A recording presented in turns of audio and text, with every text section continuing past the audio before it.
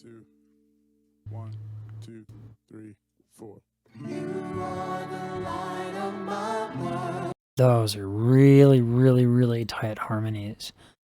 And it's not the fact that they're tight that makes me impressed. It's the fact that they're pulling back their voices so much and yet are still on pitch.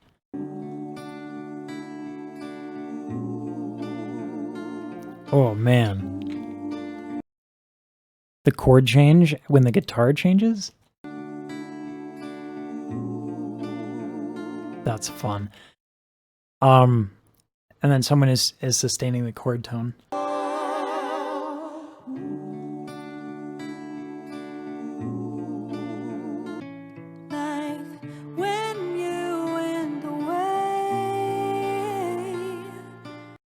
I love, this is very idiomatic of like pop singers. I don't know if I would call you a pop singer, but this technique of like when you have a mic, you can let it do the work, right? So you can sing very, very, very, very light. And what that allows for is all of these runs and like swift movements in the musical phrasing. I don't want your reasons why. Right? Like stuff like that.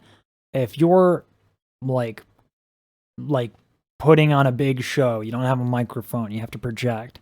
Runs like that can be very challenging.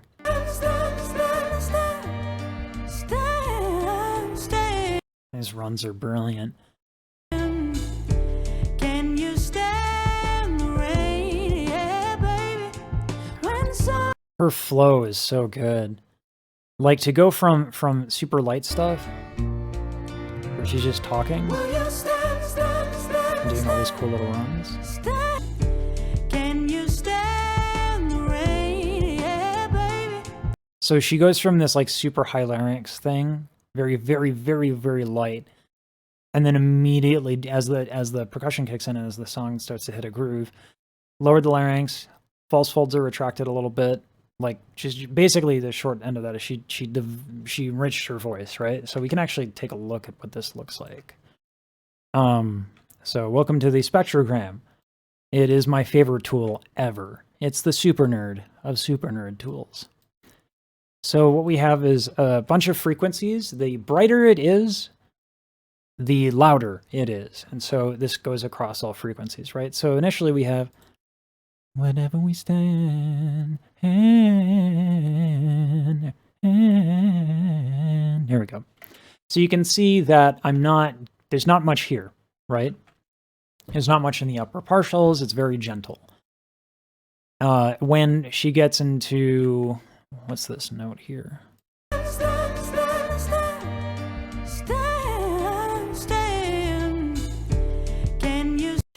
Can. So if I were doing can in the same way that I was doing the run, it would be can. But if I'm doing it the way that she's doing it here, I'm going to retract my false fold, lower my larynx, can. Big difference, right? Huge difference there. You get way more upper partials, and the low notes are definitely louder. So let's just show that again for comparison's sake. Can. One thing I do want you to note, observe that the fundamental, the first note, the bottom frequency, that's the fundamental. That's the note that actually your folds are hitting.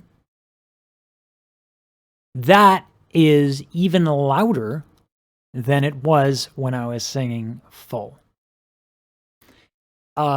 Sorry, teaching moment. High notes, volume, all of that doesn't come from fatter folds. Well, yes, it does, but not. You don't have to be loud on the fundamental to be loud. You use technique to be loud. So just a good teaching moment there. So let's get into more of Yebba. Seeping deeper into blame. So these little crackles that are happening on top are really interesting. When summer's gone and there's no use in... People might think, who don't know any better, that that's a sign that she's not singing correctly or something like that. But it's actually, there are two ways to hit falsetto. One is great. The other is what people do when they don't know how to not do it. So if I go and I hit a higher note,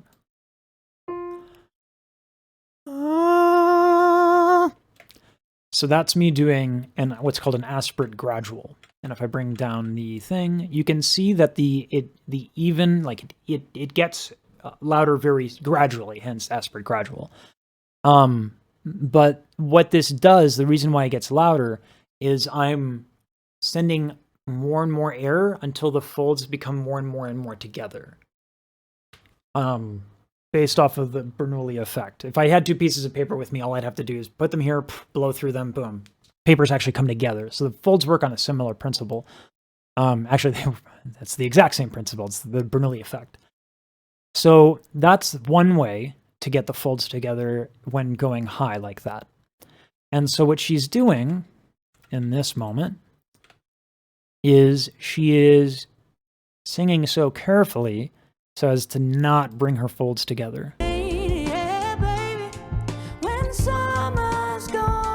And as a result, the folds are coming in a little bit every now and then. So how is this different from the bad falsetto that everyone hates and doesn't want to do ever in their life? The other way to hit falsetto is to blow so much air through it that your folds are forced apart, that they can't connect anymore. So aspirate gradual. Right? You see the air bleeding. So all that fuzz, that's air just like seeping through, right? So that's the falsetto that generally people don't want. What she's doing right now is the first, and she's just being very, very careful. And so, there's some contact between the folds every now and then. Seeping deeper into blame. That's really cool. Seeping deeper into blame. So she goes with a super bright vowel there. Her soft palate is lifted. She's very, very relaxed. Seeping deeper into blame. And then I think she's contracting her Aryepiglottic sphincter. Seeping deeper into blame.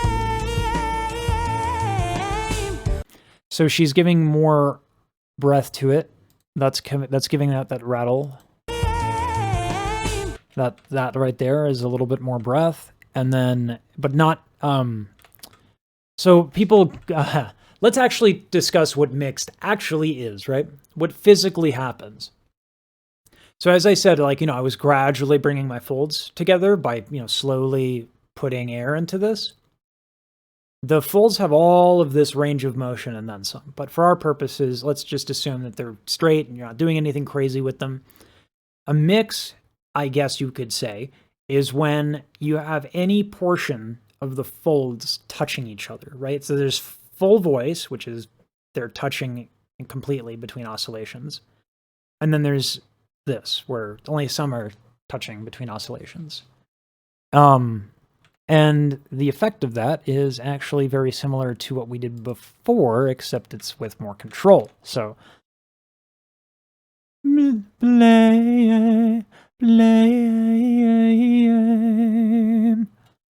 so it's a little hard to see on this, but if I zoom in, you can see that there's fuzz, right? There's little dark dots in the nether region right here, like right above that. That's air leaking.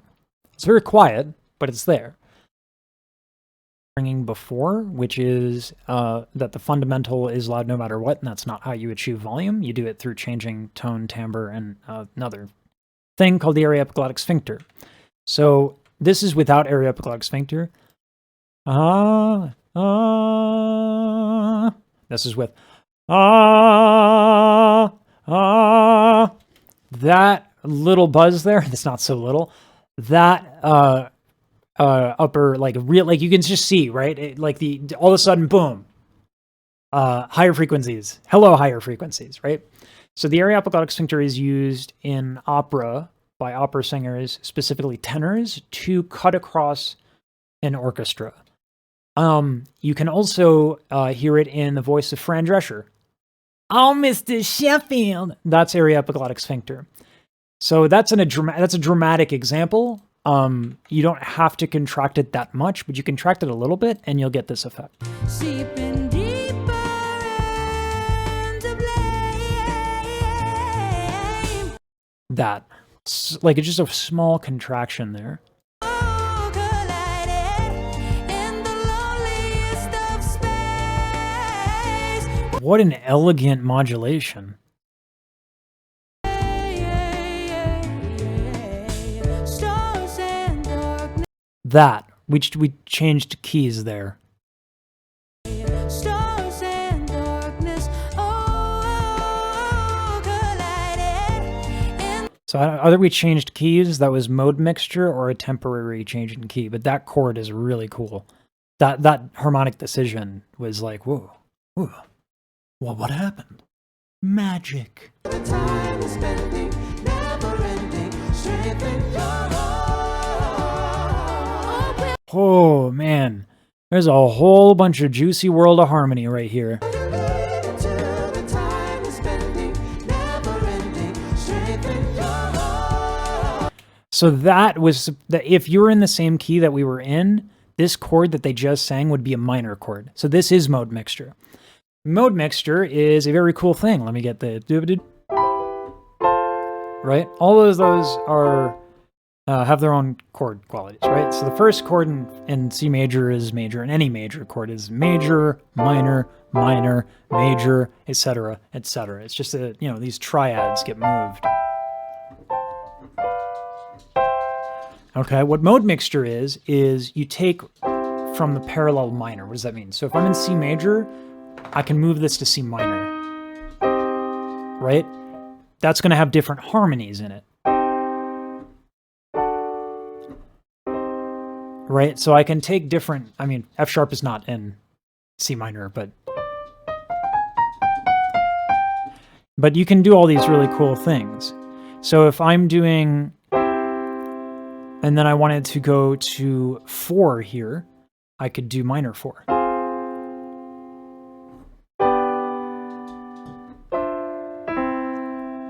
So what we can get with mode mixture are these really, really cool expectation things. So there's actually something called a Disney chord. It's the major 6, right? So if I want a really common chord progression is 1, 4, 6, and then if I make the 6 major, that's so everywhere in Disney. So and you can see here, it's a really dramatic shift. In terms of the harmony, so I just think that's really cool. They're throwing it in a lot. That might even be a major 6.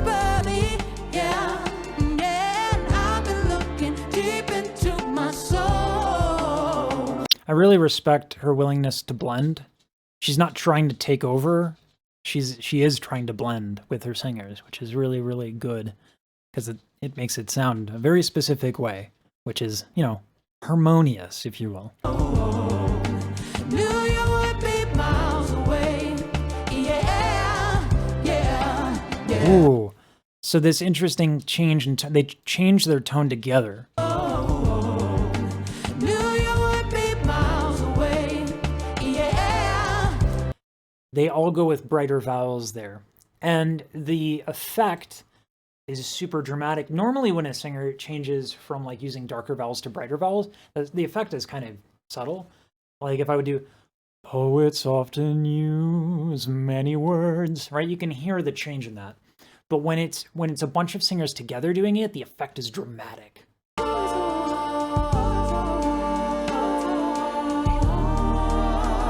man.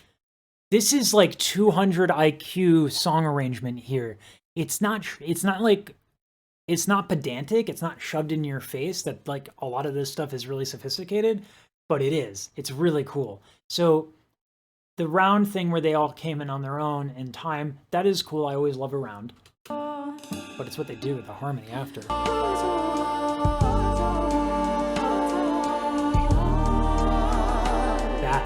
That I think that's more mode mixture. It's really cool. They see it in the way we are. Oh, there are. Okay, I'm so glad. At first, I thought the strings were like I was like, this must be the best pre-recorded string samples I've ever heard, but they're actually string players, which is so cool.